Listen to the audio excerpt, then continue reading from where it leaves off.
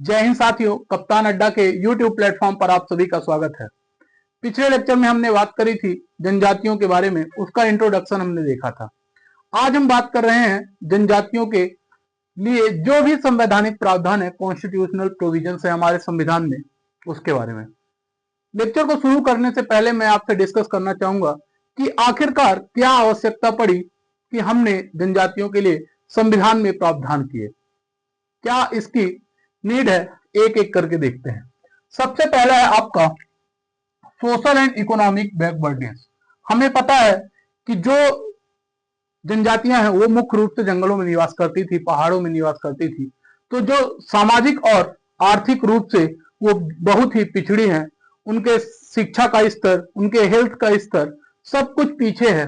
तो उसको प्रमोट करने के लिए, इसको बढ़ावा देने के लिए संविधान में विशेष प्रावधान करने की आवश्यकता थी, ताकि वो सामाजिक और आर्थिक रूप से ऊपर उठ सके।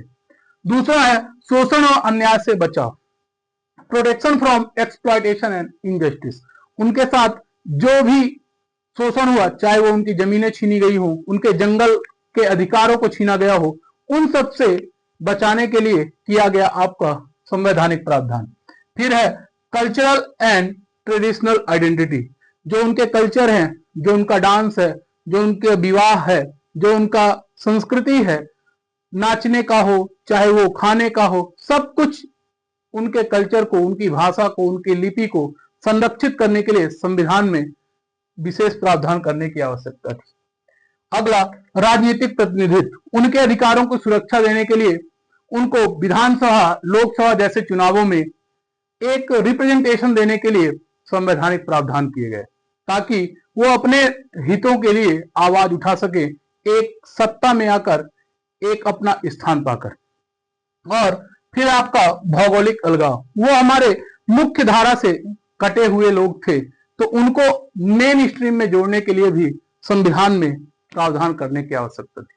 तो ये थी आपके मुख्य रूप से क्या नीड है कॉन्स्टिट्यूशनल प्रोविजंस की ट्राइब्स को लेकर। तो हम बात कर लेते हैं कि क्या क्या मेन प्रावधान है जो इनके लिए किए गए। हमने आवश्यकता को समझ लिया कि क्या आवश्यकता है कि हम उनके लिए इतना सब कुछ विशेष प्रावधान संविधान में कर रहे हैं। सबसे पहले शुरुआत करते हैं हम फंडामेंटल राइट्स से।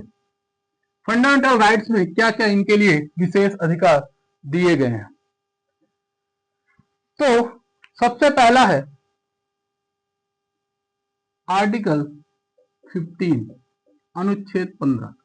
यह कहता है किसी भी व्यक्ति के साथ जन्म, स्थान, धर्म, लिंग, जाति के आधार पर विभेद नहीं किया जाएगा।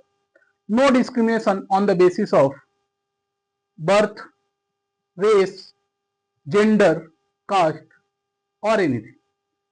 तो जब विभेद नहीं किया जाएगा, डिस्क्रिमिनेशन नहीं होगा, तो कैसे हम सभी लोगों को एक इक्वल स्थान पर लेकर आएंगे। जैसे अगर हम मान लेते हैं, ये हमारे राइट टू इक्वलिटी के अंतर्गत आता है। हम मान लेते हैं हमारे हाथ में ये 4 उंगलियां हैं। अगर जो इन चारों उंगलियों को मैंने बराबर सबको पोषण दिया, तो ये चारों में अंतर हमेशा इतना ही बना रहेगा। तो हमें आवश्यकता है कि जो सबसे छोटी उंगली है उसको सबसे ज्यादा न्यूट्रिशन दिया जाए, सबसे ज्यादा उसको पोषण दिया जाए, ताकि वह अधिक से अधिक विकास करके सबसे बड़ी वाली उंगली तक पहुंच सके। तो जिस प्रकार हर उंगली का स्थान है, उसी तरह उनको एक न्यूट्रिशन का लेवल ज्यादा देना पड़ेगा।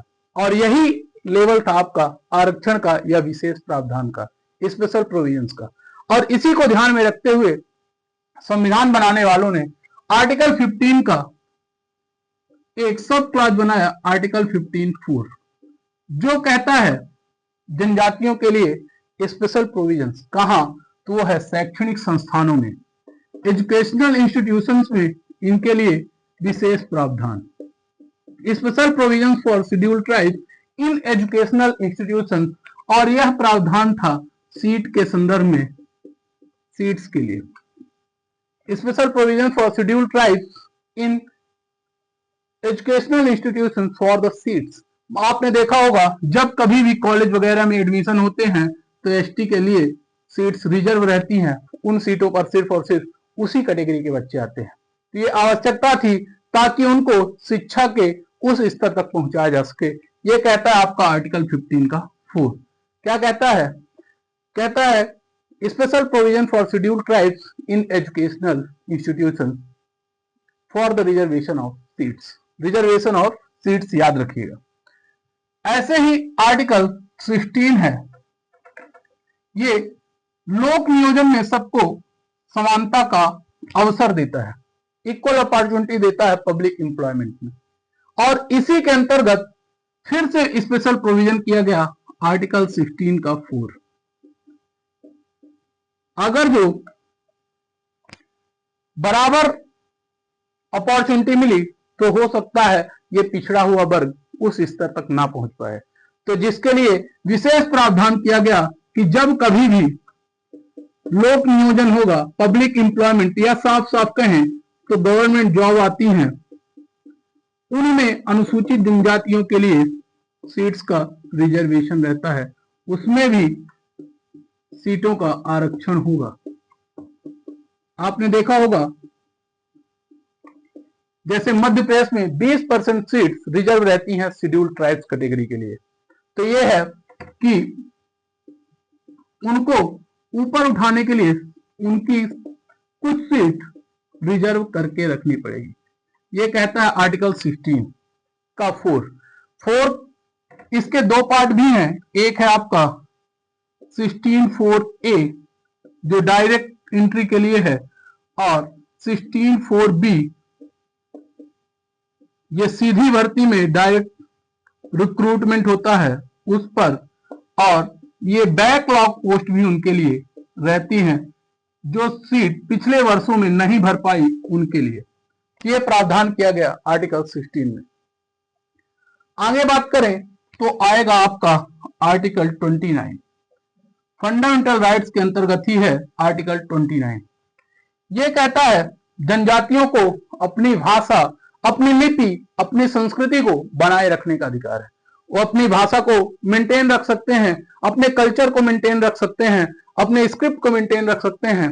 इसका अधिकार दिया गया आर्टिकल 29 के अंतर्गत। क्या कहा गया? कहा गया they have right to maintain their script, culture और लैंग्वेज। मतलब अपनी भाषा, लिपि व संस्कृति को बनाए रखने का अधिकार है। Right to maintain their language, script और कल्चर। अपनी भाषा, लिपि व संस्कृति को बनाए रख सकते हैं। जिस प्रकार का विवाह करना है, जिस प्रकार का डांस करना है, उसको प्रोटेक्ट करने के लिए, उसे प्रिजर्व करने के लिए उनके पास विशेष अधिकार दिए गए। ये फंडामेंटल राइट्स के अंतर्गत किए गए प्रावधान है। अगर हम चाहें तो आर्टिकल 23 और 24 को भी इनडायरेक्टली जोड़ सकते हैं इनके संदर्भ में, पर डायरेक्ट रूप से वो एसटी के लिए नहीं किया गया है, जो कि आपका फोर्सिबल लेबर, बलात्श्रम और चाइल्ड लेबर, बाल श्रम से संबंधित है। डायरेक्ट तो नहीं है पर इनडायरेक्ट रूप से जोड़ा जा सकता है। तो ये थे फंडामेंटल राइट्स में जनजातियों के लिए किए गए प्रावधान।